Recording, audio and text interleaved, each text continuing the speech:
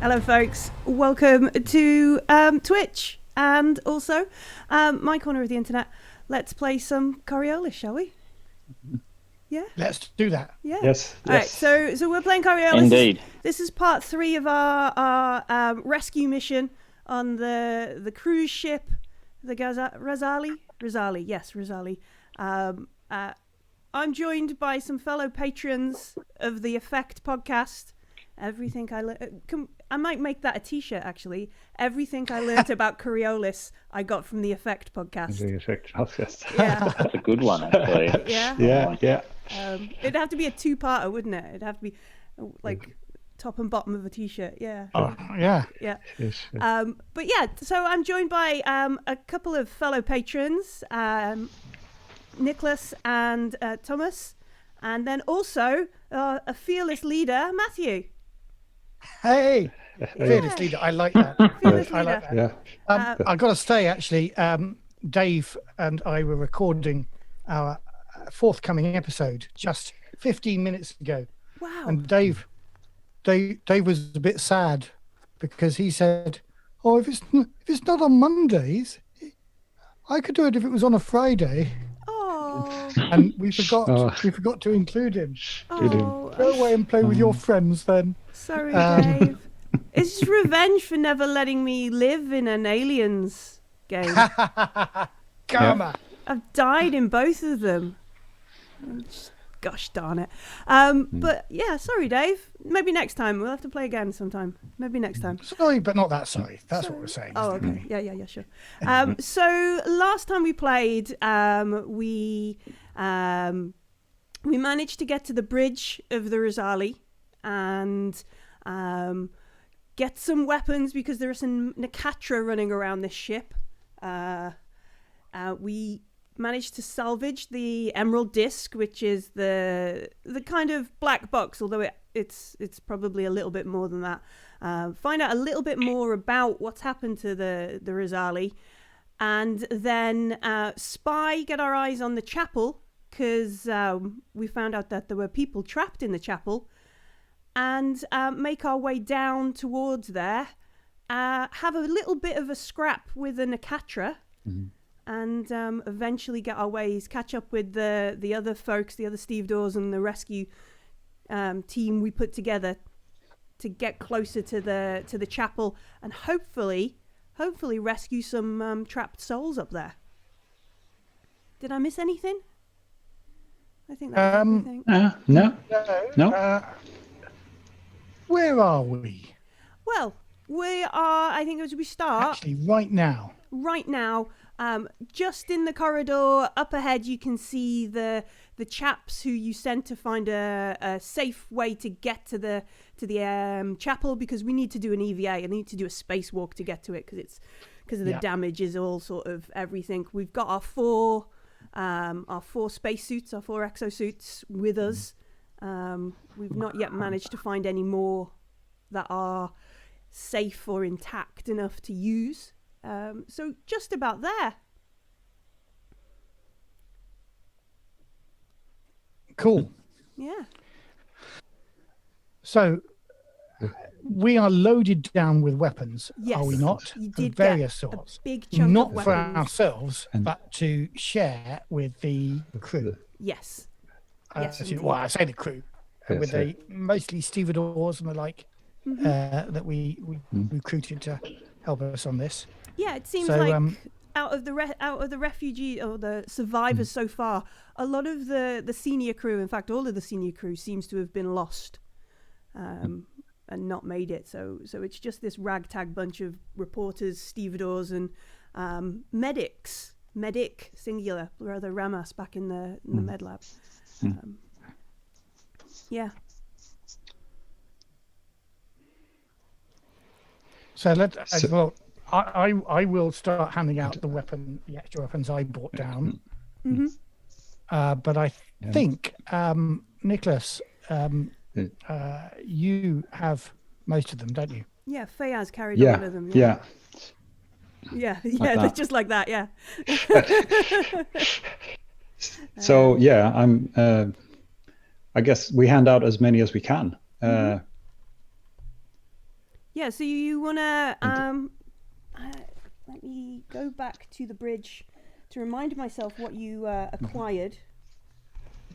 Because it was a hefty haul. A bucket load, something like 8 Vulcan carbines, and then a bunch of Vulcan pistols, I think. And 11 shock sticks. Yeah, there was... Oh, that's right. Yeah, 11 Vulcan carbines were available on the bridge. 11. 11 shock sticks and 2 Vulcan pistols. And then there was 4 reloads for the pistols, 2 cells for each of the shock sticks, and 8 reloads for the carbines. If we had enough space before we ran out of lines on character sheets to take them. So I basically hand off everything I have, and I keep 1 shock stick for myself, but then I hand that over to the others for them to distribute to. Did Afra take I'm slinging one of the carbines over my shoulders, and I'm looking at Fayez and saying, "You're not taking a carbine too?" Well, I can't use it really. I'm crap. But yeah. Yes, more. So I'm keeping a carbine, by the way. Okay, Ali's keeping a carbine, and we had a little cricket as well, didn't we? Are you still leaving that with Afra, or Afra, are you handing Ali back? No, I got it back. Oh, did you get it back? I got my cricket I gave back. it back when I picked up the carbines. Okay, so Yeah. we are all suitably armed to get into the chapel. Yes. Yeah. This is formal dress. Going to chapel on Sunday. Yeah, I'm not sure which icon would be pleased with that. Would it be the dancer, maybe, or the lady? Who knows? Depends. The judge. The judge might be satisfied with that kind of. Yeah. That's right. Maybe El not. Khadi. Yeah, maybe not. So we take a moment, and it echoes. We can hear like Nicatra scuttling in the ship. So they're in the vents or something. I don't know. It's wrong. Oh, good Lord. Wrong IP there. I think they're too big to go in the vents. But yeah, we could probably to emphasize the need to tool up with all the weapons. We can hear like things echoing, maybe screeching. Perhaps there's another fight for dominance with the Alpha and whatever that echoes. Too much around the ship for us to know, but enough to worry the stevedores and the folks you've got with you into. Great idea. Yeah, I'll take that. We find this airlock that they've located, the nearest one to the chapel that we can safely open without risking a loss of air in the area.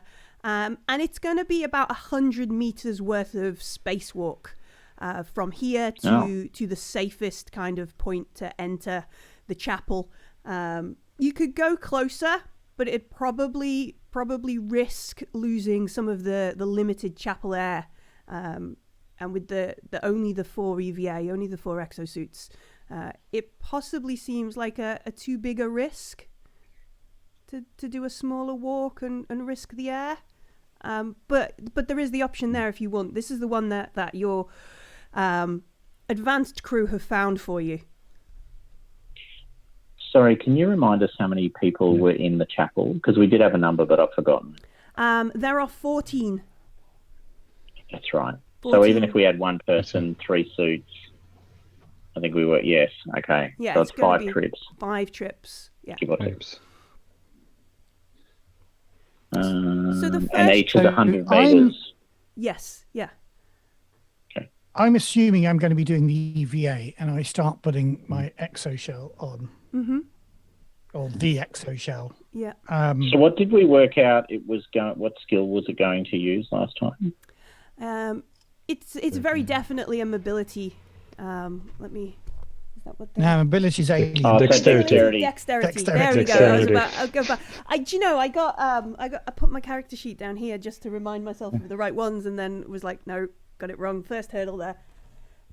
Dexterity. It's a dexterity agility roll to get over there. But that is just for the first one, because on the first spacewalk, you will only have a tether. Oh, you don't have to take a tether. You could just walk backwards and forwards free on... Tethers are good. Tethers are good. Yeah, but you have to take the tether over to the chapel airlock. the rest of the spacewalks, you'll be using that tether.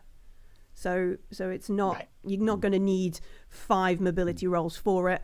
And you could even, if you wanted, change through each person who does it if you in between each way after that. So only one person has to go. And maybe even someone in the chapel that gets out. Yeah, you can send the chapel folk backwards and forwards if you want. Hopefully they're not like hypoxic or anything. That's the CO2 too much CO2 in the chapel if they're running out of air. Maybe, hopefully they'll be fine. Yeah. So we've got a tether. Do we have 2 tethers? I should imagine so. And if you don't have 2 tethers, you could find 2 broken tethers and make a tether. What's your thinking?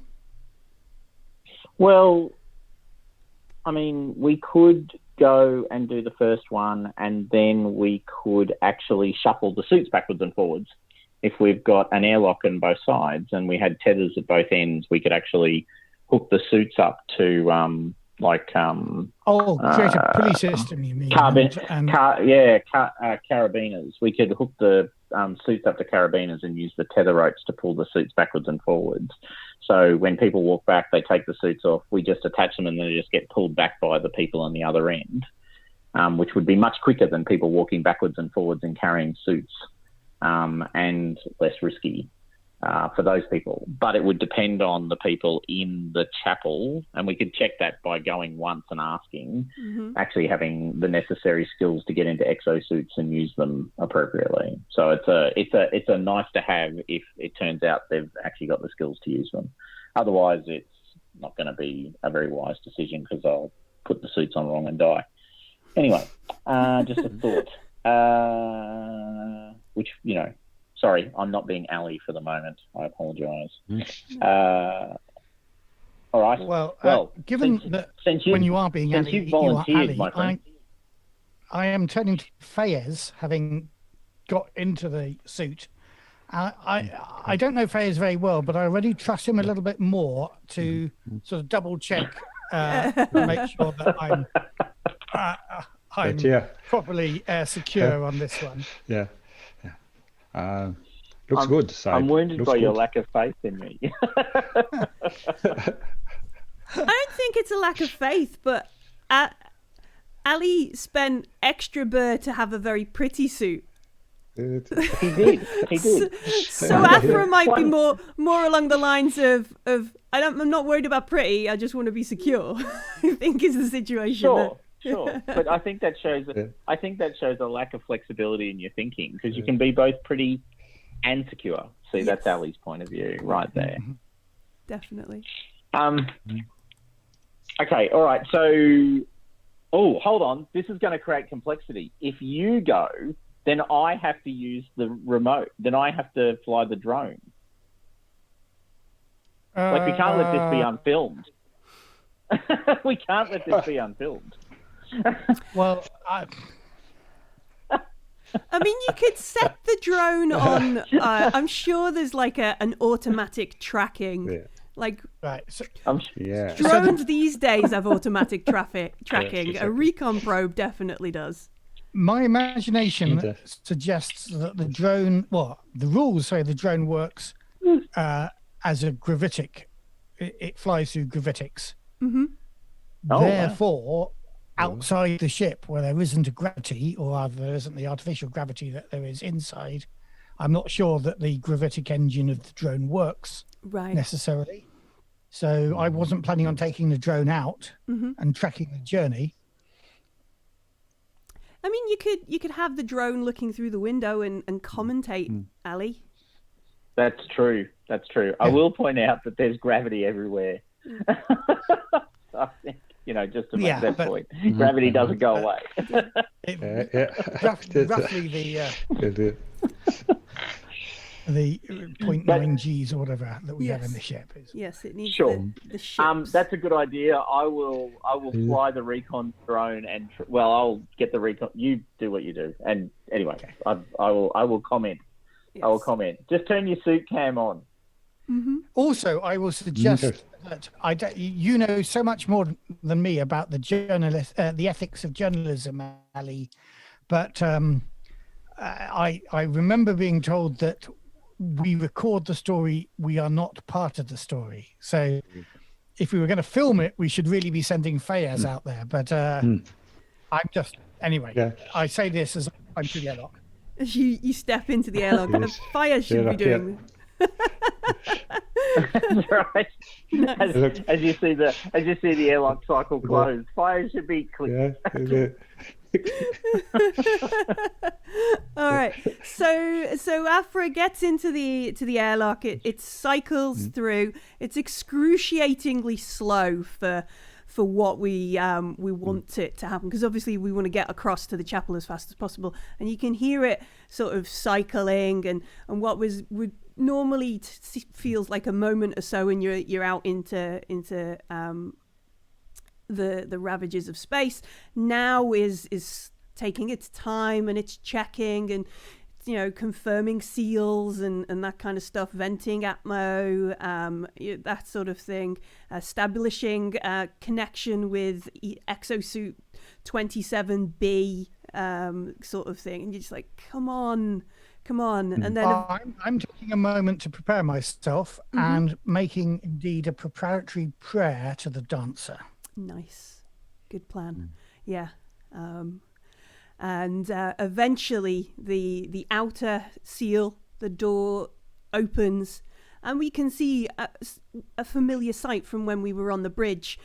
The outside of the Ghazali, like hull plating and bits and pieces of the outer skin of the ship just ravaged, ripped apart, bits of debris floating around outside of the ship.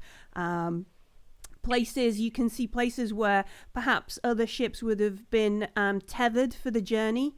The great sort of anchors and things that would have secured these other ships. You can see some of the tether still sort of floating, but the other ship that would have been there, taken with you, just gone, just ends in nothing. The sun that we're falling into, just bathing the whole ship in like this brilliant orange and red, and in other circumstances, Afra, it would look like a spectacular shot if you weren't in an exosuit trying to get over to a chapel. Well, while the virtual camera that is filming this and making it look really beautiful, like some amazing sort of sunset over this ship, I am reporting everything in a very matter-of-fact, dull voice that sort of sucks all the description out of it, and just saying, I can see a number of tethers. I hope these exosuits have got decent radiation shielding, because I'm probably getting quite a lot from the direct blast of the sun, I say. I anchor this end of the tether to a nearest anchor point. Yep. And I imagine there's one just on the outside of the. Yeah, there'll be lots around the outside of the airlock. And I've got a pretty good idea where I'm heading. We discussed that with the other stevedores. Yeah. You could see from the airlock. You could see the dome of the chapel and the airlock you're heading to. I imagine there's some sort of like heads up display, because this is an exosuit from the Ghazali, so it's going to have like an augmented reality kind of airlock 93 Charlie or whatever, 100.3 meters or something, and as you look over, you can see other sort of airlock 93 Gamma inoperative, airlock 92. Don't lose that one. This is the closest kind of thing. So you've got a really good idea of where to head now you're outside. Okay, so I'll get close to the mic. I don't know whether Zoom's going to cut my breathing out, but I'll do that sort of spacesuit breathing. Yeah, steady breath. And I get a single success, which is enough, I hope. It is indeed enough. So as we're making our way, it's a slow kind of No exaggerated movements. Afra's obviously done this kind of thing before, as she's been through some pilot training and that kind of stuff. As we're heading along, no problems in the spacewalk. You avoid and manage to head without clanging into the side of the hull, and avoiding any debris and not getting overly panicked or what's the words, flailing at all. The tether doesn't catch on anything. However, the augmented reality suit informs you unprecedented levels of radiation as you're making your way across. Radiation tolerances outside normal limits of exosuit, and I spend 3 darkness points as the radiation flare kicks in. And Matthew, would you like to roll a d6? I would like to roll a d6. Just a single one? Just a single one, yes. 3 I get on that. Okay, so I did have to look up and double check these rules before I read this event. So you take 3 points of radiation damage. As the radiation levels from this event in the sun or whatever it is causing the radiation overcomes the standard shielding of the suit. And so you take 3 points of radiation damage, which, if I've read it right, you then roll 3d6, and if you get any 6s, each of those 6s is a point of physical damage. Yeah. I get 1 1 1 2 1 1 and 2 2s. All right. So the radiation doesn't hurt you now, but from what I understand, there's the potential for Afra to have radiation sickness and further damage.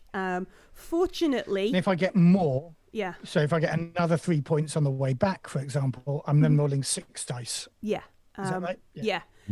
So the radiation is cumulative, kind of, and if when you roll those radiation damages going forwards, if you get a I can't remember what it is, and I'll need to double check, but it's page 99 of the core book.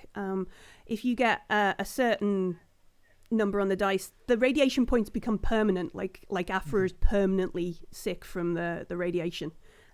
So that's not good. But it's weak, so you won't sustain more every hour you're out here, because you have got some shielding, and it seems to have just been an event rather than a permanent ongoing radiation leak in space.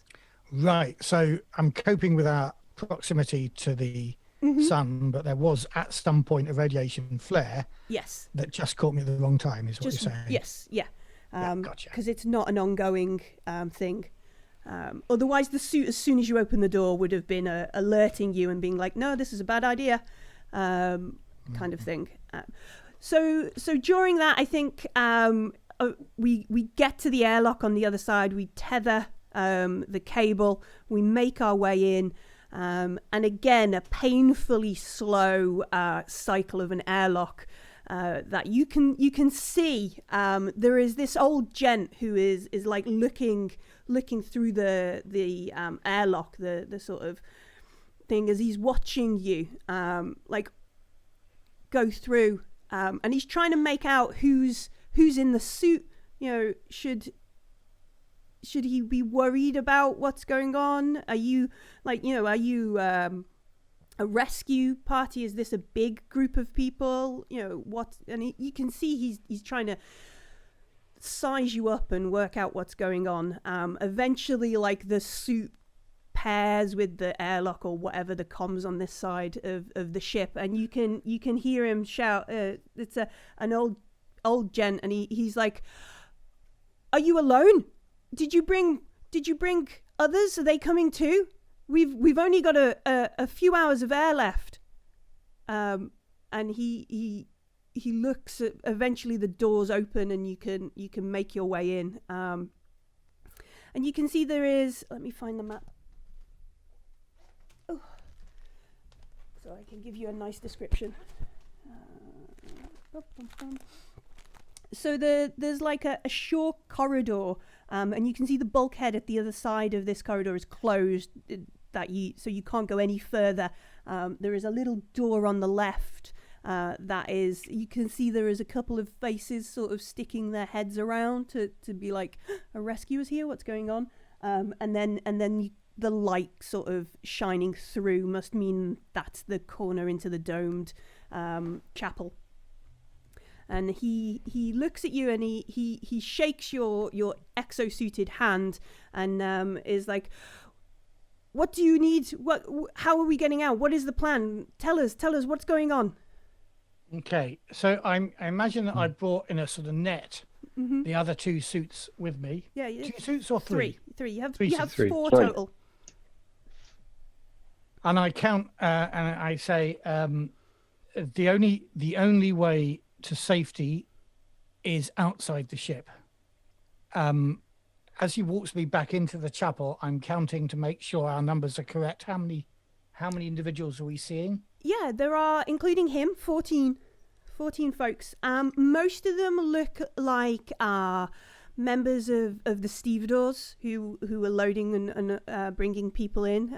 You've got a mix of ages. So this gent who is called Coria, he's the oldest, and he looks to be he's been around a bit. He's probably done a couple of smaller rescue missions or that kind of stuff. He looks a bit of a seasoned traveler in that kind of sense. So he's aware of the danger they're in, but he's doing his best to sort of keep everything under control. There's 14 or so people, a mix of young and old. One kind of person stands out, and she's got this shocking white braid down her back, and she's sort of keeping a distance from the others, and then on the other side of the room,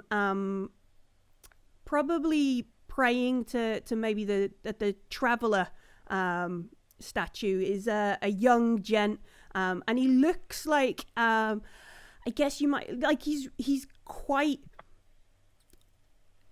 well, obviously everybody's anxious, but he's a level more than everybody else. He's you can hear him loudly praying, whereas everybody else is sort of trying to take it easy and keep it under control.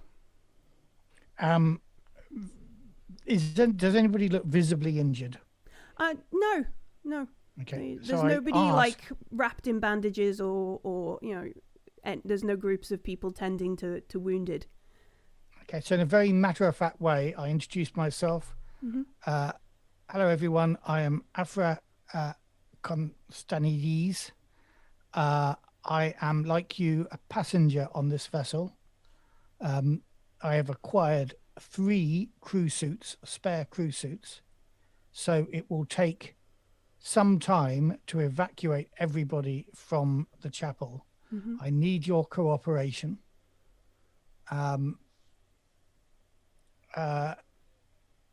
Has anybody here any experience, or should I ask, how many of you have experience of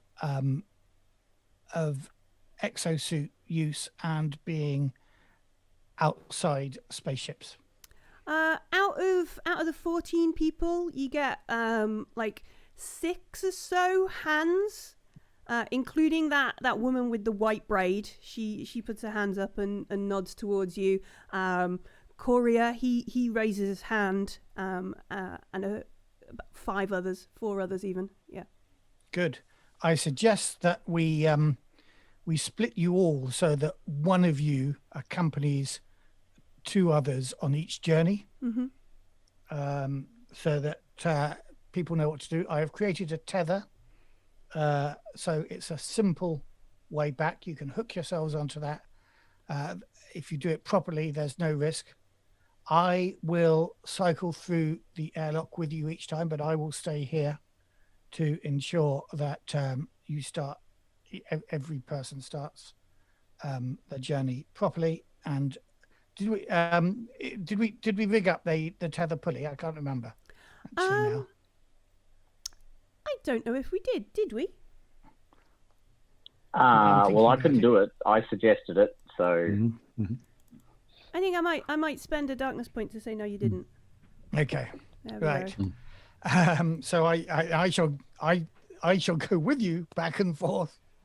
I mean, what you're saying, what Afra's saying is you could stay in the airlock, make them load up, send them across, and then send some, that kind of stuff. Oh, well, is there anything that I can make another tether out of now so that I could do that? Yeah. Do you think so? Probably. Let's make what would it be? I guess a technology roll. Yeah, let's see if we've got the right bits and pieces here to do that. Oh, observation first. Yeah. Okay. Yeah. Let's make an observation roll. Let's see if there are some. Let's see if we're lucky enough to find something. Okay. Observation wits is 4. Observation 5. I cast my eyes about, praying to the gambler. Let me be lucky this once. And I get 2 successes. Oh yeah, definitely some stuff here. In fact, Coria is already sort of, oh yes, no, I understand, and he's like, we've found this because he's a little bit organized. He's a bit seasoned. He's sorted out what would be useful and what would be not. As they found that this was their only refuge before explosive decompression. So yeah, he's got some bits and pieces here, some extra tethers, extra hooks and carabiners and that kind of stuff to help do that kind of thing. You're a wise man, Coria. Yes. I suggest that the gambler should reward you with the first being the first of the experienced people to go across. And I take 2 of the people who didn't say that and say to Coria, can you help these into their exo shells? He nods and then he sort of says to you, I'm happy to go first. Thank you for the offer, but I'm also happy to stay. I know some of these people. If you want me to stay and keep them, they look to me in this area. I'm thinking, Coria, that you can secure the other end of the pulley tether, and properly.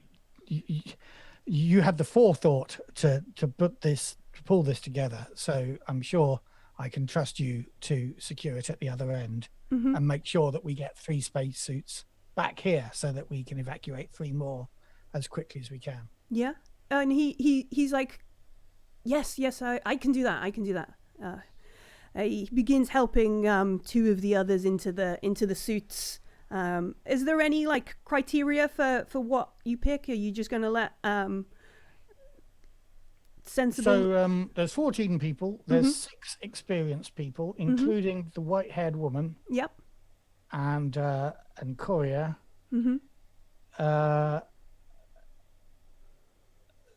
So in fact, we've got more experience. You've got more experienced people than trips needed. We need, as it were.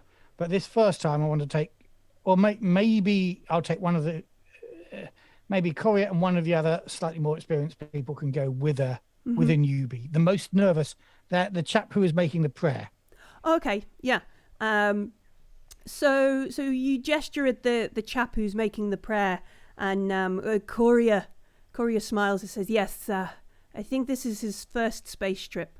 It would be wise to take him now. Yes." And he heads over, and you can see he sort of leans down to and he doesn't look more than 17 or 18. This kid. And he leans down and begins sort of gently whispering to the young man, and as he's in prayer. So yes, and one of the other more experienced people with Courier. While they're doing that, I'll just communicate with Ali. Can you hear me? Hello. Yes, I can hear you. So I've secured the tether at both ends.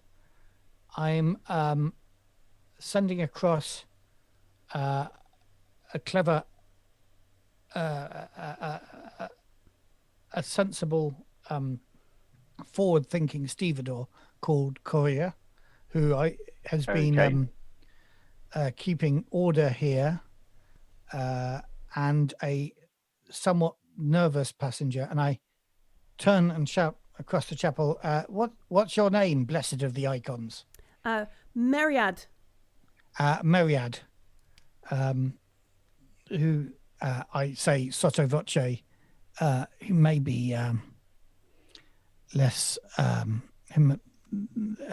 feel the highest risk of panic. So Myriad. Okay. Sure. Okay, I will. So are we on a channel where is there a channel we can all share?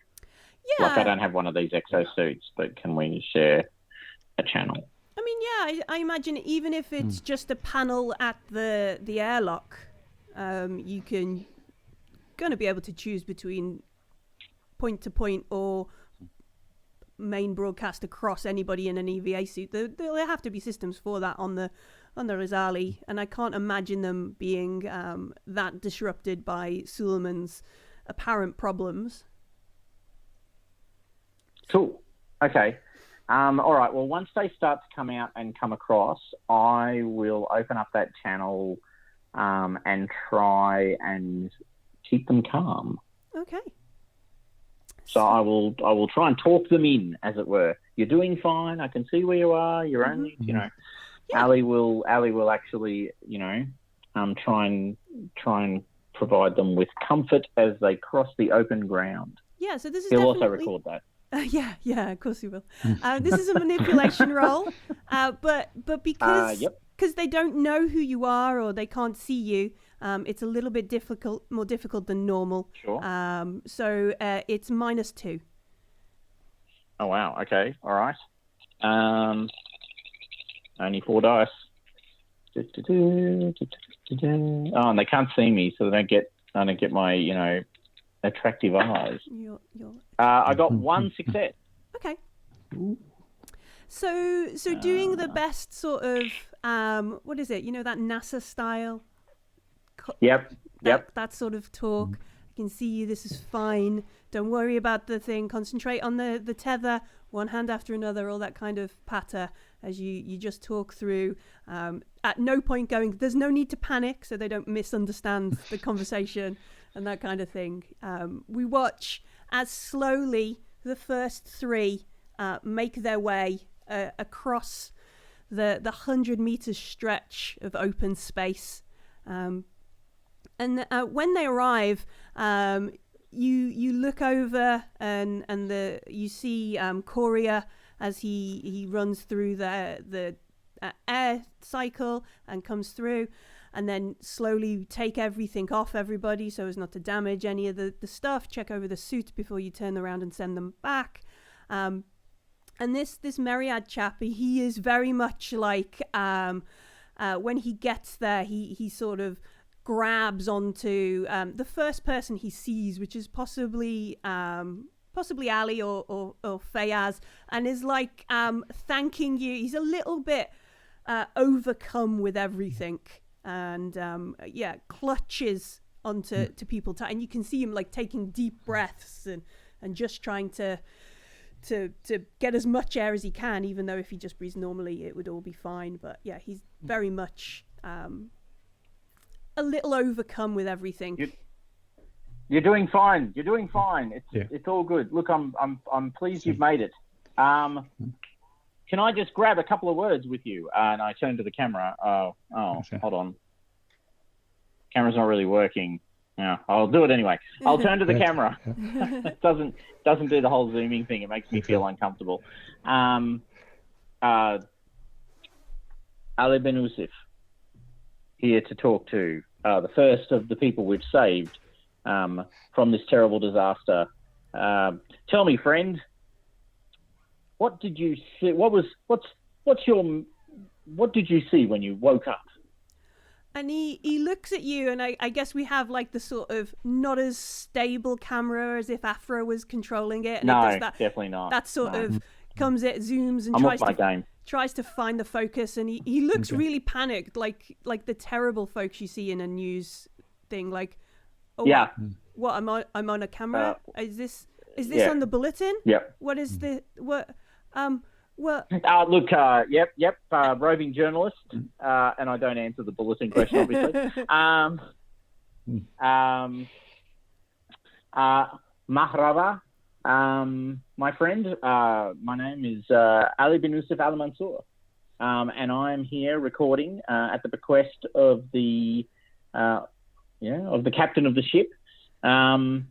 Recording what's going on, and obviously we're looking to understand exactly the experiences of hard-working folk like yourself who put themselves at risk to save our brothers, to save the ulama of our community. So we just want to hear some words from you, my friend. Enough about me. And he looks and he says, we woke up and all the lights were off, and some people in the tubes in the stasis were dead. Courier said they were dead, and then the ship said there was decompression, and well, we went to the chapel, and the icons they must have seen that we needed salvation, a safe place, and they saved us, and then they sent you. And he just Indeed. sort of like, is that enough? That's perfect, my friend. Yeah. And I do this motion and then realise there's no one to do that. Afra's on the other 100 meters away outside. What the hell, Afra? You're leaving me hanging here, Afra. I'm not loving it. I'm not going to lie. I feel like you've let the whole team down. I mean, sure, you're rescuing a few people, but I mean, there's also about the recording. Okay, so once we've done that, I'll assist them getting out of the suits, obviously, as quickly as possible, because time is a wasting. Sorry, I can't even remember. We did set up the second tether, so are we going to send the suits back via the pulley system? Courier brought that tether across with him and set it up fine. Okay. So the next sets of backwards and forwards will be a little easier. We should make a technology roll for Courier. Good. Shall I add I like to that my plan own better technology roll? Yes, yeah. Let me just check, because he has some stats. Let's see how he does.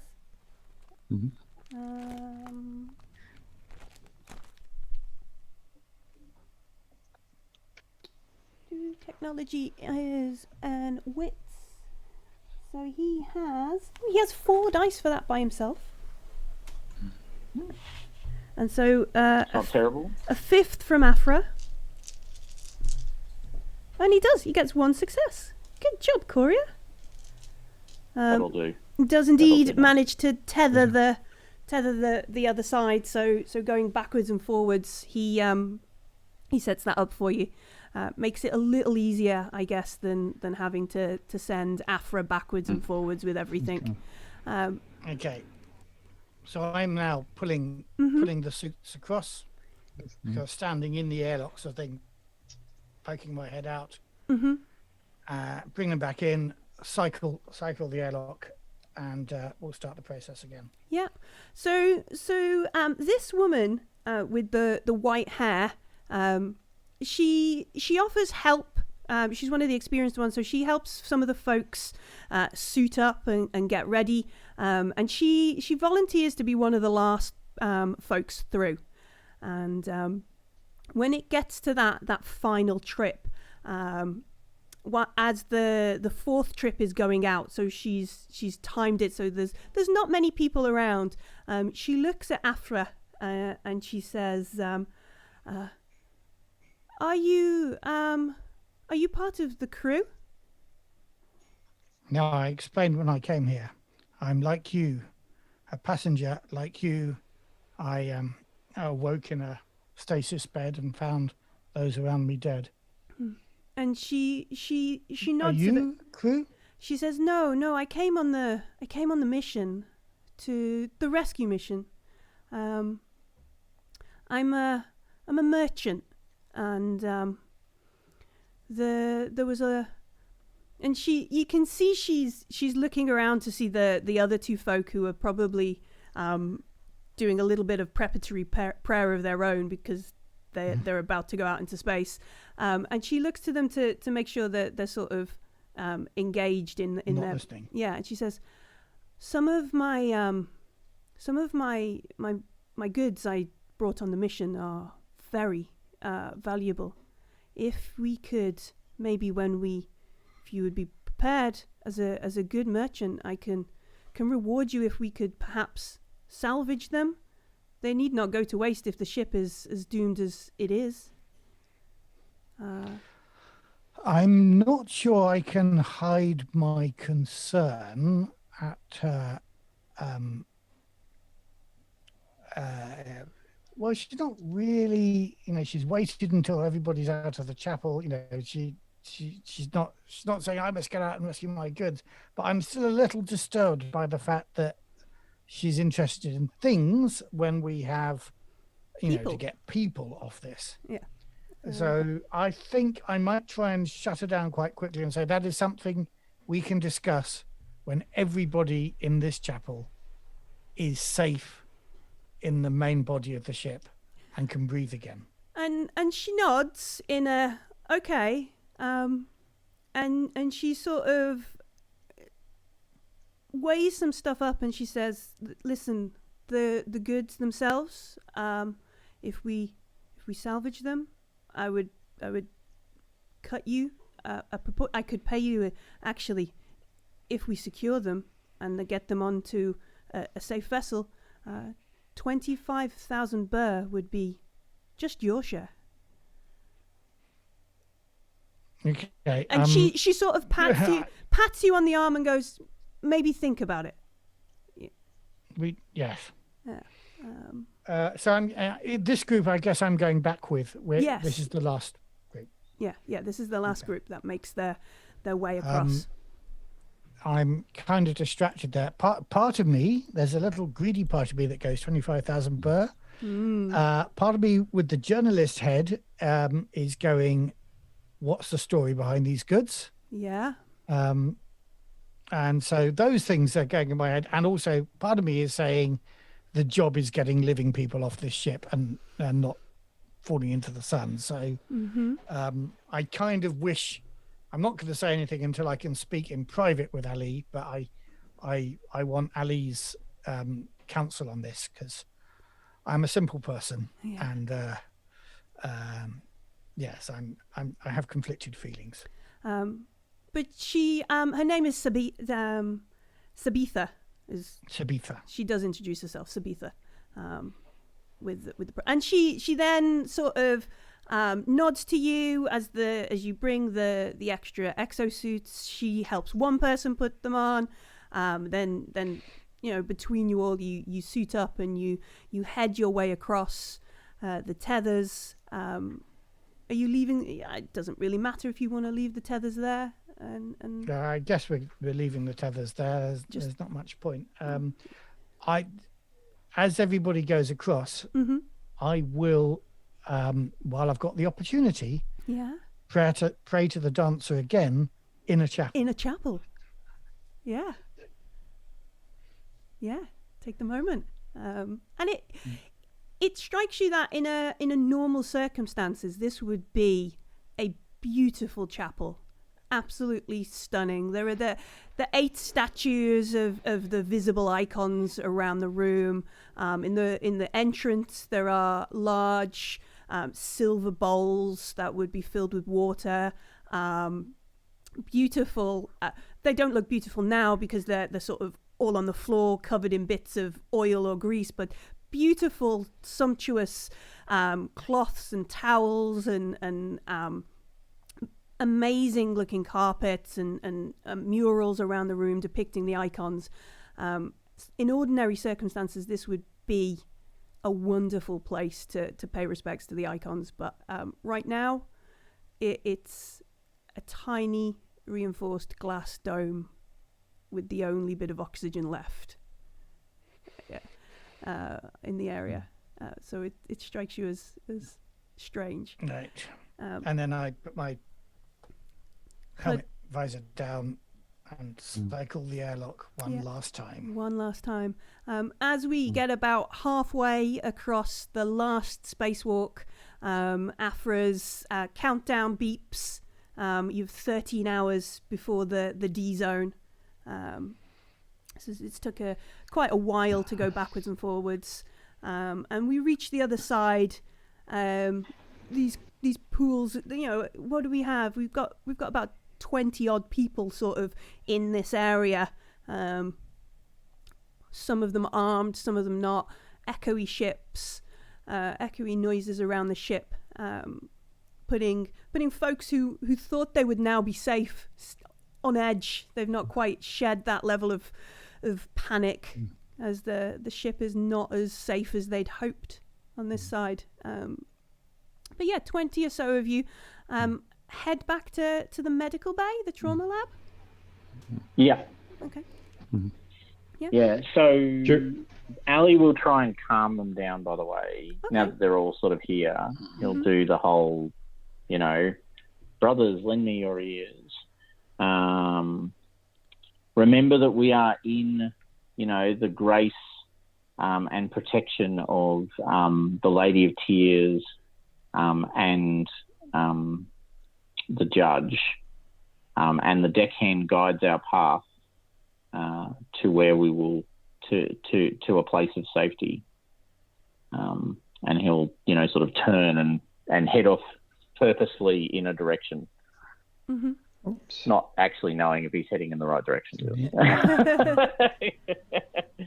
Although he's actually not completely hopeless at finding his way through things, but yeah. I mean, Suleiman has lit up nice yellow strips. You can see them like that lead back towards the medical lab. Like they're all over perfect. So Suleiman has helped there in that kind of sense. So as long as Ali follows the path, he will always return to the medical lab rather than get lost somewhere in the depths of the Ghazali. And folks seem to respond, well, should we make a manipulation roll to see how they take to Ali's inspiring speech? Ali's leadership, that's right. They clearly don't care. Not even vaguely. No successes. So None. I think the inspiring speech, it's not that it's a bad speech, it's more that they are like, what do you mean? What do you mean we're falling into a star? What? And the chatter amongst the two new, the chaple group and the original group that you brought with you is like, what do you mean Nakatra et somewhat? What? There's a monster, and just the general air of everybody finding out left and right. All the bad news. The bad news is worse than distracting from a rousing speech as you walk back to the medical lab. Afra, who was probably paying attention to Sabitha, once she sees like the drone and that Ali is making like rousing speeches for cameras, you see her sort of move to the back of the group, like wherever the drone is, she's on the non-camera side, and because she's got this shocking white plait of hair, she throws up like a hood or a scarf over it, so it's less obvious. And I think for Afra, that's not like a thing we need to roll for, because you're already a tiny bit suspicious of her. Yeah, so she does. She throws that up and just always manages to not be in shot. As a professional camera person, I am I'm used to recognizing when people don't want to be in shot, and generally I I think in this case I'm going to do it too. I respect their wishes, and so as I'm flying the drone about, it will often have its rear end to her, quite purposefully, and unless I tell you different. Okay. I want to reassure her professionally, but also because I think that this in itself is interesting, given what she told me. Yeah. That this may not be a legitimate cargo. So we... Oh, sorry, Niclas. Yeah, I was trying to say that on the way back, Fayez sides up with Afra and sort of because this whole experience of people walking out in free space, he finds that very unnerving and unnerving and scary. He would dread that situation himself, being that exposed to that vast space, and he has the greatest admiration for Afra. And so he walks up, so Sahib, may the icons bless you always for what you did today and save those people. You have my greatest admiration. Do I recognize Fayez's inner thoughts there, that he's scared of exosuit operations? What's the word I'm looking for? EVA. Probably. EVA. Yeah. I put a hand on your shoulder, Fayez, and say, this may not be the only time we have to do something like this. Way to the I icon just want that it is. to, at some point, I don't know, but there may be a chance that this man is going to have to go to save his life, and I want to kind of start getting him used to the idea before he's confronted with it. That terrible feeling he had in his stomach during the whole of this operation, just watching other people do it, that has gone away, is now back. Sorry, but I just have to prepare you for the worst. Yeah, no, I like it. It's good. When we get close to the medical lab, the trauma center that it is now, we can hear loud, raised voices from the patient, the waiting area. There seems to be a full-fledged incident going on. And you can hear it echoing down the corridor. Lots of the voices in there, loud, opposing sort of folks trying to shout each other down, and maybe sort of one or two calls for peace, sort of thing. But yeah, there's a cacophony of raised voices and upset folks up ahead. I'm aware of that. I look at Ali, start nudging the camera a bit forward, possibly to get a view of what's going on before we kind of get within our own range of it. Okay. Do you wanna maybe make an observation roll to see if you get some sort of advanced warning? Is that what we're thinking there? Oh, I get some splendid observation on this using this camera, don't I? Actually, yeah. And don't you? +3, and my observation is 1, and my wits are 4. So, wow, nice. I get a success. Oh, excellent! Right. So as you come, you send the drone a little ahead. It sort of gets the room. You can see, right, remember the old woman with the sugar globe? Mm-hmm.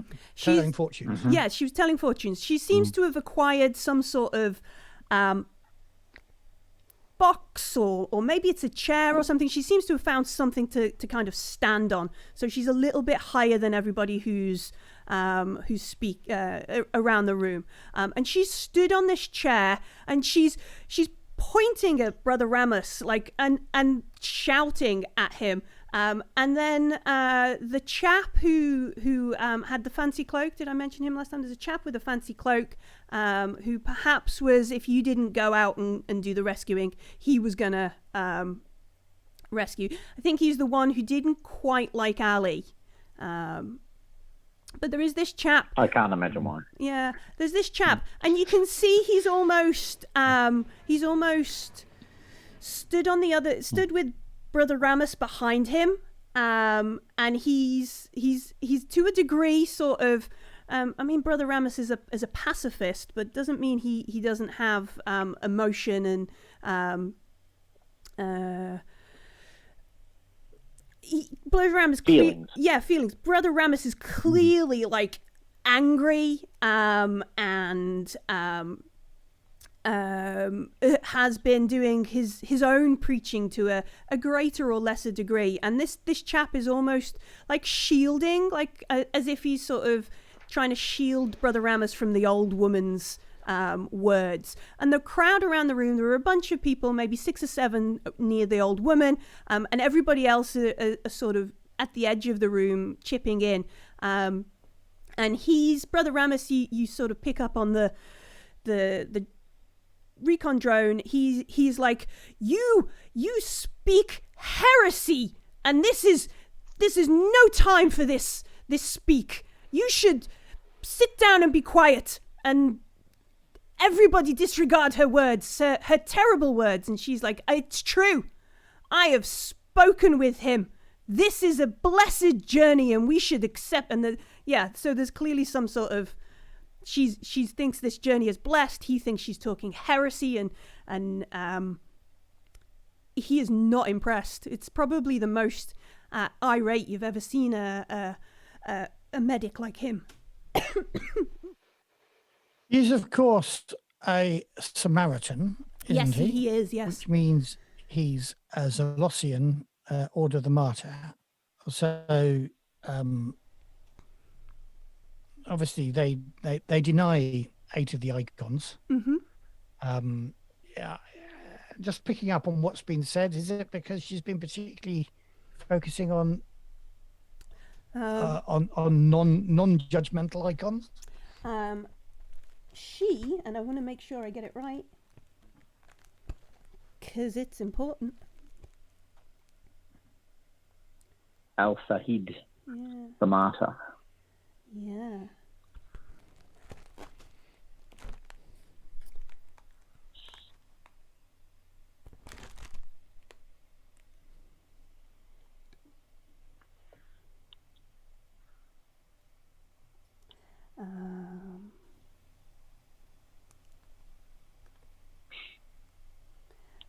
Yes. So yes, she has visited the martyr.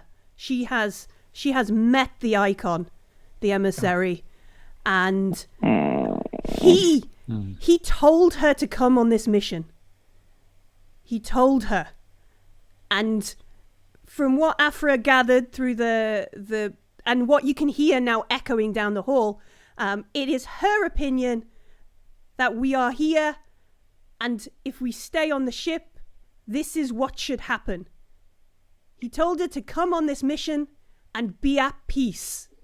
And she has interpreted that as, everybody just sit still, we're going to fall into the star, folks. And obviously Brother Ramus does not like this. Okay, I'm swinging my camera around to you, Ali. Yes. Look, I was actually just planning to film this one, but the moment because I'm no big fan of the Order of the Martyr. The Order of Order of the Martyr. So, but once she started freelancing into us falling into the sun because that's what the icons will, which I assume is basically what she's saying. Mm-hmm. Yeah. He's not so keen on that. So he's going to back Brother Ramus. Brother Ramus, is it Brother? Hold on, did I get that right? Ramus. Ramus, yes. Yep. Yes, excellent. Brother Ramus. Look, we have brought back fellow travellers from the chapel, and it is clear that the judge has brought us together so that we might, find our way. Having brought all these people together, we might find our way to the ship and take the next part of our journey. I do not believe it is it is clearly not the intent that we should pass into the next step in the journey at this point, or else why would we have been given the opportunity to bring these brothers from where they were locked away to this place? We must forge our way to the ship so that we can continue our journey. I'm going to throw everything I've got at this. So I haven't used this yet, but okay. I have the gambler's talent, which means I get 3 automatic successes at the cost of 1 darkness point. Ooh, that's a nice talent. Yeah. So, guess what I would like to do?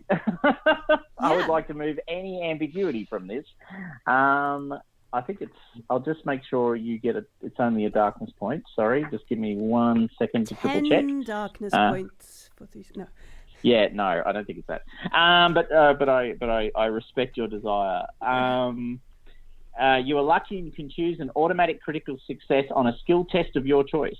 It counts as if you'd rolled 3 6s. It is an advanced skill. You still need the level of at least 1. And each use gives, and the general rule for icon talents is each use gives you 1 DP. So, yeah, I am going to do that. Okay. I think. So, and I'm happy to roll on top of that, but I believe 3 should be enough. Yeah. So, what are we trying to? Are we trying to calm the whole room? No. So I'm getting everyone to line up behind Brother Ramas. Okay. So you're going to get everybody to line up, bring Brother Ramas back from his vitriolic outrage at the mention of things that should not be permitted, and come back to being a doctor rather than being some sort of religious zealot of his own. Is that the plan there? Well, and also make the point that he's on and this is the fundamental message. Yes, absolutely. I want to calm down Brother Ramas. But I'm also backing what Brother Ramas is saying. Okay. 100%, right? So sure. I want everyone to think that we should, it's clearly not the will of the martyr, or the will of the judge, or the will of our preferred icon, that we should just sit in this room while we dive into the sun. That seems like a bad plan. Okay. So yeah, Ali, with the piercing eyes, steps into the situation. You can see as you talk and you speak with Brother Ramas, he slowly kind of diverts his attention, and almost like a welcome sort of situation. Like, yes, no, I am here to help people. There are people that need help. I can concentrate on that. I can use this as a way to ignore this maniac on the other side of the room. I don't have to get involved with what is the word she's saying. We can deal with that later. And he calms. You see, like the medic face, the doctor face, sort of fall over him, and he then starts sort of looking people over. He gets medical instruments to check blood oxygen levels and that kind of stuff. Starts sending maybe the last few people through a slightly lower O2 levels and that kind of stuff. So he directs them further into the medical area.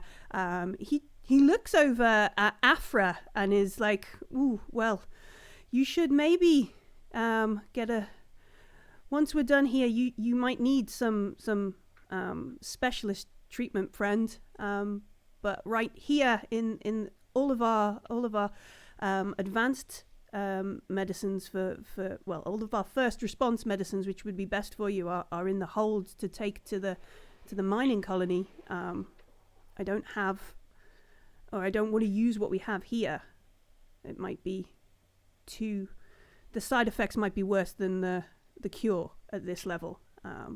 So he drops back into medic mode. The chap who was sort of shielding him, where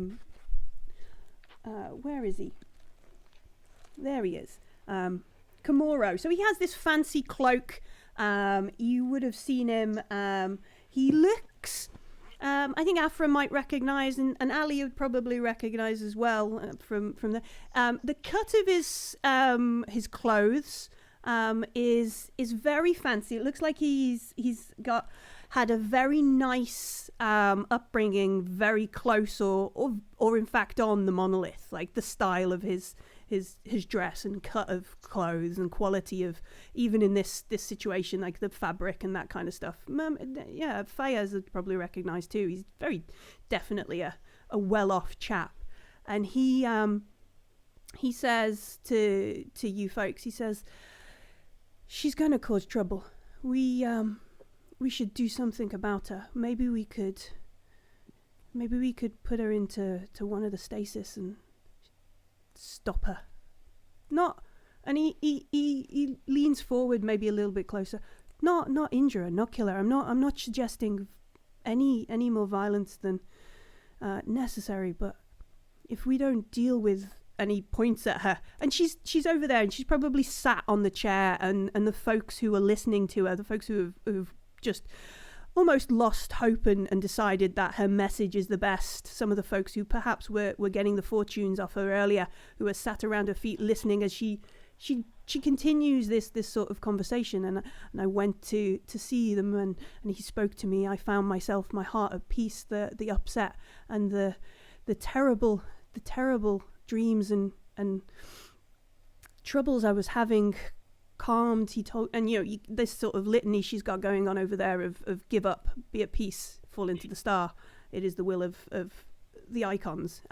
He then looks back at you, and he's like, she's only going to get worse. We could put her into in one of the stasis pods. I think in the trauma lab, the medical center, there are some drugs we could put her to sleep now and then move her out. Okay, can I just take a time out for a moment? Mm-hmm. As a GM, yeah. I know the situation here. The judge that she has seen is one of the emissaries from Zine. Mm-hmm.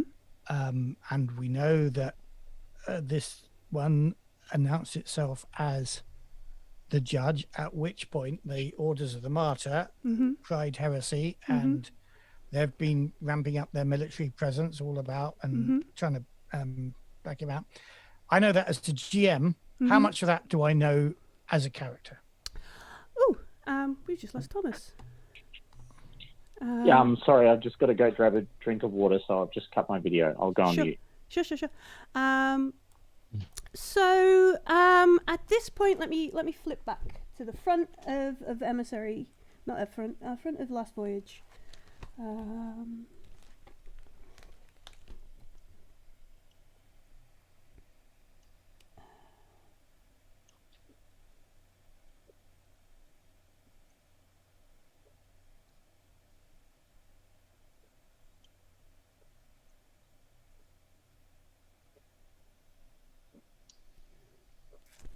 I think given Afra and Ali's profession, you probably know quite a bit of the background kind of situation. I can't imagine the Red Spider Network would not want to find out every bit of weirdness, dirt, the real truth, and what's going on.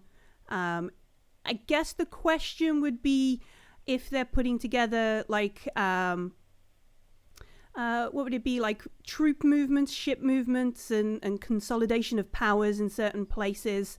I think perhaps it's one of those moments. So I think she's probably about 70 to 80% of the way there. It depends on how interested Afra would be in that kind of thing. I suspect she might be, given it's got a little bit of a military background. And yes, as a Zenithian, ex-Zenithian pilot. Yeah. So I would assume that Afra and Ali are clued up. I think everybody else maybe would be a little bit like, we're missing something here, what's going on, sort of thing. So I think my response, my first response, of course, is to turn to Ali and let him do the talking. But I have some thoughts, which I will share if Ali says Please something. do, because Ali. So Ali is almost an atheist, not actually an atheist, because public admission of atheism would put him in lots of trouble. And also, when you pray to the icons, things get better. Yes, it does actually work. It does actually work. That is true. Ali prefers not to think about that too much. As far as he's concerned, it's two religious fanatics arguing with each other. Like, he's backed one because he thinks they're the one that's going to get the people off the ship alive, not because he agrees with them or disagrees with them. But he does know that the Order of the Pariah hate the emissary who claims to be the judge, which is what she's saying she's following. She's like, met, as in, she's met the emissary that calls himself the judge. She went to see him, and he told her to come on this mission and be at peace. Like, right? Okay, maybe we don't have to save everyone. Ali, no, look, Ali's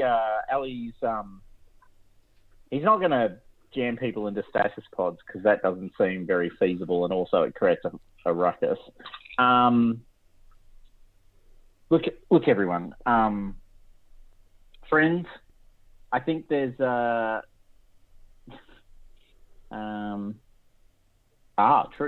I see what you're saying.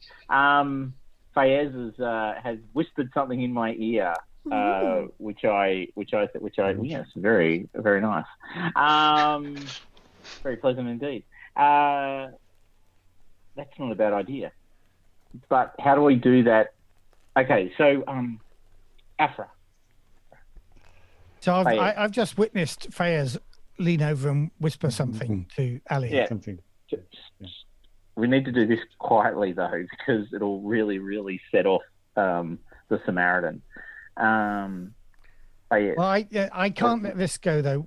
With the Samaritan, or he might be calling me over, but I turned to the Samaritan. I was expecting Ali to be more explicit about this, but he's prevaricating for some reason. And I turn and I say, Brother Ramas, our mission here is to save lives. If we put this person in a stasis pod, then she falls into the sun, which is her desire, I grant you, but we cannot save her life. He says, well, there must be some sort of stasis pod or a way to take her with us. We can take her back to the sanatorium. My colleagues back on Coriolis, we've done a lot of work with the Mystic's disease. It's clearly what she's suffering. It's a delusion, and it would be good for her. I can't condone this loss of life. She and her. Hold on, I got confused. I thought it was the guy with the cloak that was egging us on to jam her into the stasis pod. I think so. Kimono, I'll double check his name again because I'm rubbish with names in RPGs, which is terrible.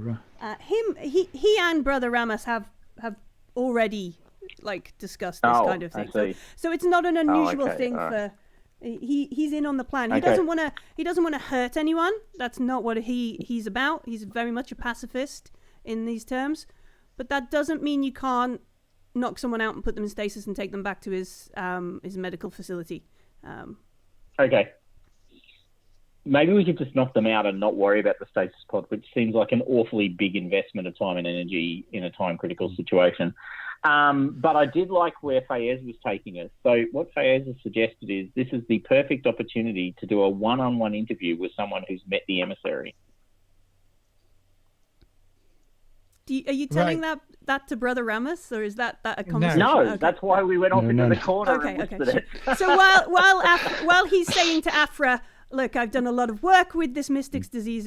I have a colleagues who would be very good at work with this. It's clearly what she's suffering with. There's lots of delusions involved. We could, while I'm tending to people, we could humanely incapacitate her, and you folks could put her in a stasis pod so she doesn't bother anybody else. We cannot incapacitate her until we are back on a vessel that can get away from this sun. She has to stay mobile until then. And he shakes his head in a sense of she's clearly delusional. She's clearly a threat. But I am a pacifist. I will just tend to the wounded. And he finishes checking over Afra and heads over to somebody who needs oxygen and that kind of stuff. And a little bit shaking his head, a little bit wary of the crazy lady as he goes back to it. So Ali, so once Afra has freed himself from Brother Ramez, or Brother Ramas, sorry. So Afra, over here, with my head, sort of this way. Fayez has had an excellent idea. I think what we need to do is convince her that actually her mission is to spread the message of the emissary, and we could offer her an interview to do that. Surely that's why the emissary placed her on the ship, so that she might encounter us and spread the word of the emissary. Do you think we can swing it? Ramas wants to knock her out. You want to give her an interview. We are both at the other end of a vessel from the hangar that's got all the escape ships. I'm not adverse to the interview idea. I'm not even averse to Ramas knocking her out. But I don't think we should be doing any of that here, is what I'm saying. But she's not going to come with us if we don't give her a reason to. Right. So convince her. You can sweet talk anybody, Ali. You convince her to come with us. Say my camera's run out. I will say that the camera has run out of battery power. We need to go back to our ship to recharge or to put a new battery back in. Because we need to your point, we need her moving, not sitting in the corner telling us all we should accept our debts. Yes. So I will then say, and I'll roll a manipulation on this. I'm not great on this, but I will announce. Yes, my camera drone. I'm saying it to you, Ali, but suddenly loud enough to try and convince everybody. Loud enough that anyone could hear it. With my excellent acting skills that I definitely don't have, I will try and roll manipulation to convince everybody that my battery, the battery in the drone, is run down and I need a new power pack, which I've only got on the ship. And my manipulation is a splendid nothing, so it's relying on my empathy, which is a splendid 2 dice. And I get one of those as a success. Oh, good. Oh. So most of the room, nice one. You see some folks visibly like, oh, thank goodness. Like, oh, that camera's gone now. Especially the lady with the hood, Sabitha. You see almost like the shoulders relax, and she drops her hood down. Now she doesn't have to keep her hair and her face covered, kind of thing, and visibly relaxes. Some folks are like, that sort of, I bet it's just a ploy to get candid footage kind of thing. And others seem indifferent, but yeah, a lot of relaxed looking folks around the room. Well, I will pack it away for transport. All right. Well, that's terrible, Afra. How unlucky. Just when we were preparing for that interview, and I'll walk over to the lady with the white. No, hold on. The white hair is the woman who's avoiding the camera. Yeah. The woman who was shouting at Brother Ramas earlier. Yeah, she's called Kamina. Kamina. Mm-hmm. Right. Oh, I wrote that down. Oh, Yeah. I must have. She's quite old. She's chewing some sort of what is it called? Like a beetle, like a beetle leaf or something. Yeah, arash leaves. Yeah. She's chewing. She's got like a big wodge in one side of her mouth, and she has this sugar globe, which at the moment she's sort of put down at the side. It seems like secondary, this fortune telling. And she's there and she's talking and she says things like, she's leading the folks who are listening. Like, I never in my heart truly believed about the icons. It was and she shakes her head. It was nothing but lip service. But then the emissaries arrived, and I had visions. I could see things. It was a blessing of the emissaries that I had dreams. I could the future I see is true. It's not a parlor trick.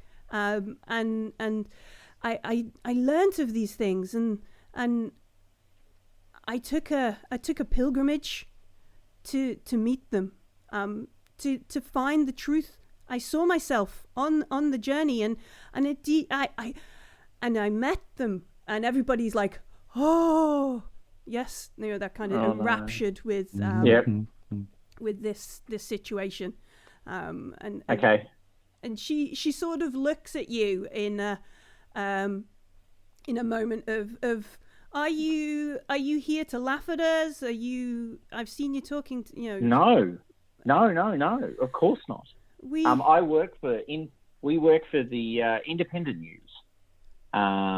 Always looking for more evidence of the truth, a truth that you clearly have experienced, my lady Kamina.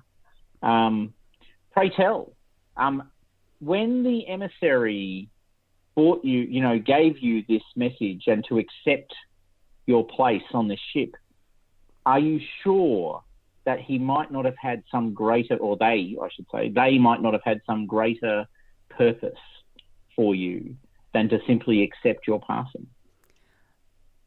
Is it possible that he brought you here so that you might spread your message amongst these people and amongst others, now that you have met the emissary? And is it just possible? She's looking for like the catch, like she's looking for the. Oh no, Ali's working very hard not to give any indication that he's anything other than completely a believer. Mm-hmm. So I believe that'll be a manipulation roll. Yeah. Can I use my beautiful eyes? She can see them. Mm-hmm. Yep. Okay. Awesome. On this time, don't give me 3 5s like you did last time. Okay. Oh wow, no, you did not. You gave me 3 successes. That'll be very lovely. Critical success. Thank you very much. So that's what 8 dice will give you. She looks into your eyes and sees or believes she sees, because Ali doesn't really believe, but believes she sees a fellow believer, and she says, they told me to come here and be at peace. This is, and indeed to be at peace, to be at rest here. Mm-hmm. But you need to share that peace with others. Surely, if that peace passes into the next, before you have had an opportunity to share the truth that you carry with you, then that will be a loss for all of us. We, your fellow believers, cannot let you sacrifice yourself at this point. We need you to come with us so that you might give us the guidance that you have clearly received from the emissary.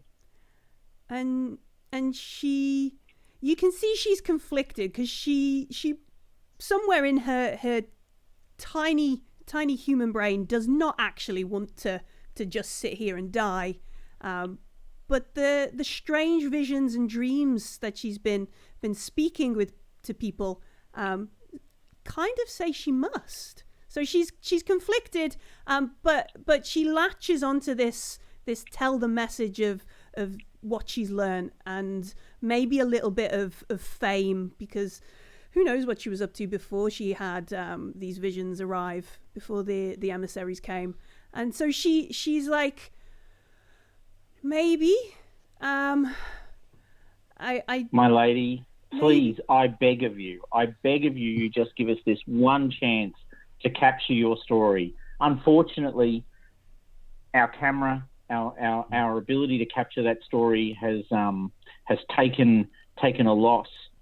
We will need to travel back to the ships to recharge it. But once we have recharged it on the ship, we can capture your message and share it with the masses. That is why we are here. perhaps we are here. Perhaps these few survivors are here, the last few, to carry the message forth. And it's possibly, I think it's not necessarily her that is on board, but the people she's converted are like, oh, Kamina, you must give the enlightenment that you've given to us, to others. Go with these folks and tell the story, and we will take your message of the situation to the emissaries. We will stay here for you. Kind of thing. And she's like, oh yeah, okay, yeah. I've made a death cult. And so she's like, yes, okay. So Ali just turns his back on them for a second and just looks at Afra and just like it's like his whole face just drops. It's like I offer a grim smile in return and say, believers. Maybe I can say, why believers? Ali, this is what's wrong with them. We should maybe they should all. Everyone should come. We'll want when the camera's working. We'll want to talk to as many true believers as possible. I say. Well, when so few have heard the message, can we afford to lose even one voice? And we're not saying that they should not stay on the ship, but they need to come with us so that they can get to the battery. So you can get shots of her preaching and stuff. That kind of thing. Is that what we're trying to say? Yes. I mean, they're on board. Yeah. They'll follow Kamina wherever she thinks the best place to preach is, and if she's going to follow you to the docks, she will indeed come with her entourage now of true believers of whatever it is that's going on in her and their brains in this dark hour. But she's not going to just sit here and wait. She will follow you for whatever you need. And the guy with the fancy cloak and the fancy robes, the fancy outfit, he's a bit like, we should just knock her out. We should just and he sort of shakes his head and goes off to help Brother Ramos. As you've mentioned, you're heading down towards your ship and that kind of stuff. Sabitha at some point sidles up next to you, Afra, and she's like, so have you given thought about my predicament? Where on the ship is this cargo of yours? Well, it'll be in the docks. It was moved to be at the nearest place to get to the rescue effort. I'm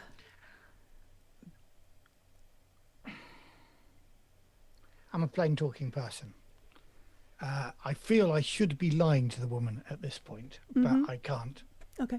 So I say, our ship, the ship that Ali and I came on, is not big enough for any more than Ali and I. Let us find a ship that can take this crew, and maybe it will be big enough for your cargo too. I can't make a promise. She says until we know that we can get off this vessel. She looks at you as though she's worked out what you're saying, thinking you're the same sort of person as her, and she says, "Would an extra 15,000 burr help?" So she's offering you 40,000 burr to save her cargo. 40,000 burr. I know. I look to Ali as my moral guide on this, and I haven't had the opportunity to discuss it with him in person. Ali's feeling a little defeated about the world at the moment. Let us get to the hangar in safety first. And she nods. She goes over to get some water and some food. She says, "I'll let you think about it. I'll let you think about it."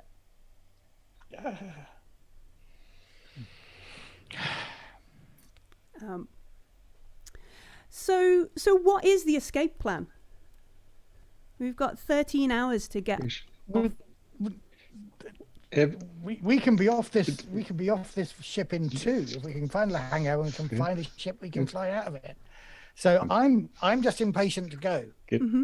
But, so we could persuade a number of people to. We could persuade a number of people to use those eject pods that we found. Remember, they were those pods, the life pods or whatever they were. We found a bunch of them, or at least we know they're around. Mm-hmm. And they can each carry a number of people. Mm-hmm. Yeah. But they assumably don't have like anything other than maneuver jets or something, right? Yeah. Yeah, so they're not portal capable at all. I don't even know whether they're re-entry capable. And my concern, I say to you, Ali, and you, Fayez, we know that another vessel attacked this ship, don't we, from the records? Mm-hmm. We do. We didn't see another vessel out there. I didn't see another vessel out there when I was outside this ship, but I do not know that it is not still there waiting to attack.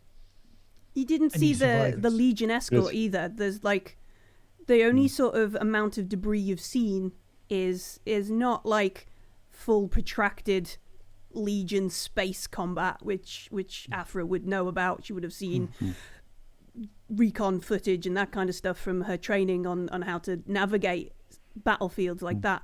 There's not enough debris out there for a Legion ship to have had combat. All right, yeah. I'm nervous. I'm nervous of sending people out into a darkness that we do not know. If we find a ship that can only accommodate so many, and we find it soon, we can send people back to the escape pods.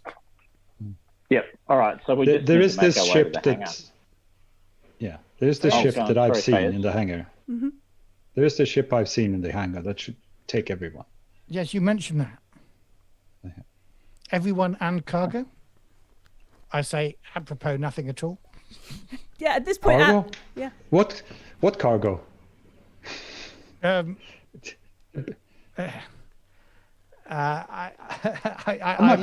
much? Yeah. I don't know. I don't know what cargo. How much? I'm just, you know, we do not know what we need to rescue from this vessel. Mm-hmm. But we should move. Yes, probably. Yep. We should move. So I think it's just a matter of getting everyone to agree to move, right? Mm-hmm. Mm-hmm. Yes. And Fayez walks over to Afra and sort of this woman, the way she talked, is something I feel I can confide in you. I sometimes can hear what other people think if I really concentrate. This is scary, but if you would find it useful. My first question, given that I'm racked with a conscience at the moment, can you hear what I'm thinking? I say, trying in my head to hide 40,000. But the more I think about 40,000, the more I think about not thinking about 40,000. The more I think about 40,000. Yeah. Now, do you have some shimmering about you, golden shimmering? But no, it takes quite a lot of effort and concentration. So it's nothing I can do all the time. It is. Don't say this to Brother Ramas, but I'm sure he would say that you are suffering from the mystic's disease and want to treat you. Yes, I'm aware of that. That's why I'm not on Coriolis any longer. It may be. It may be there are people hereabouts that we would do well to know the truth of their thoughts. I'm while we're having this conversation, I'm just assuming that Ali is gearing everybody up and being the leader of men that I look to Ali to be, and getting everybody to go. But I don't know, Ali, whether you're doing any of that. No, I am, because look, we've managed to the whole point of the last little while is we've got both sides of the fence to agree that we all need to go to the ship. Mm-hmm. So let's just go. Let's go now before anyone talks to anyone. And it all falls apart. Okay. It's a fragile piece. It is if they're left in a room for more than five minutes, it'll end. It'll end in someone losing an eye. It will. It will. So I don't know if I need to do anything except to say, everyone, let's go. We need to make our way out. The ship is falling into the sun. Mm-hmm. We need to find our way to the hangar and flee. And we must bring every person with us now because we will not be able to come back. Okay.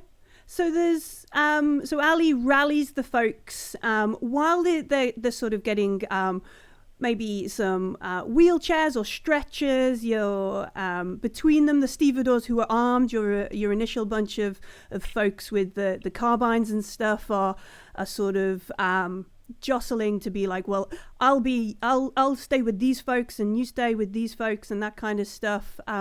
Is Fayez gonna try and read anybody's mind or no not gonna kind of push that or anything?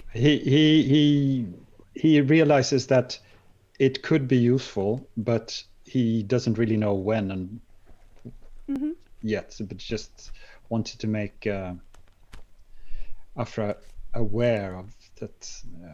That's something they can use in cool if we need to.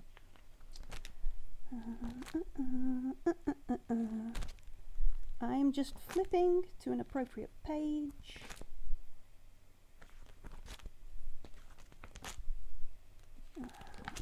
There we go. Okay. So as we're rallying everybody together and we're getting the right folks, we're triaging who would be best carried by folks and who would be in a wheelchair, the walking wounded, the not wounded. Maybe there's even a bit of a conversation between some of the stevedores you've armed about, well, I would probably be better with a shock stick because like Fayez, I'm not very good at this, but now we've got more options. Perhaps you would be better, that kind of stuff. So that is going on. The onboard ship comms sort of crackle and set out like a bingity, all points alert kind of notification. And Suleiman's user interface, his holographic persons spring up at points around. So, over in the medical area, he's wearing like hospital kind of gear and he looks very clean. And then in the waiting area, he's more sort of like receptionist style Suleiman, and you can see him sort of tour guide Suleiman visible in the corridors. And he appears and he says, 2 hours ago, the ship experienced a radiation event from the local star. I regret to inform you that this has caused a coolant malfunction in the reactor. My subsequent efforts have been ineffective. Unfortunately, there are only 59 minutes of power left before we suffer a fatal, a terminal coolant event in the reactor. After this, we will be running on emergency power only. I have diverted all power to life support. I have also lifted restrictions on beverages and foods in all the dining areas. On behalf of the Ghazali, I thank you for your patronage. So there's an immediate panic through the crowds as Suleiman has just announced. Basically, our time frame has been restricted and withdrawn. And after a moment or two, I was thinking that 13 hours was a bit luxurious at this point. It was. He has basically reduced you down to 6 hours to get off the ship, and if you can trust Suleiman's estimates here, and there's an immediate panic through everybody, and it all starts to worry. Voices are raised. People are like, oh my, and such. And I think we end Act 2 and today's session on that stunning moment of chaos. Yeah. Thank you. That's great. Yeah. I'm loving it. It's really fun. Good. Having there are massive spoilers. Like, if you're not going to play or run Mercy of the Icons from this, and it's really intriguing to see the bits and pieces and what's going on and what's being said. I'm like, oh, shocking. I know Matthew's running it, and Thomas, you're going to run it. What about you, Niclas? That's the plan. Is it plan? It's the plan too. Yeah. Okay. Phew. I was a moment then where things might now get into super spoiler territory, and I was worried I was going to ruin it for you, and I didn't want to. But yeah, I'm loving it. We're still streaming, are we? Yeah, we are. I'm gonna stop streaming in a second. But yeah, thanks for everybody who watched. We'll be back next Friday, and we'll Friday maybe conclude the last voyage of the Ghazali. Yeah, bye. It feels like we're going to, barring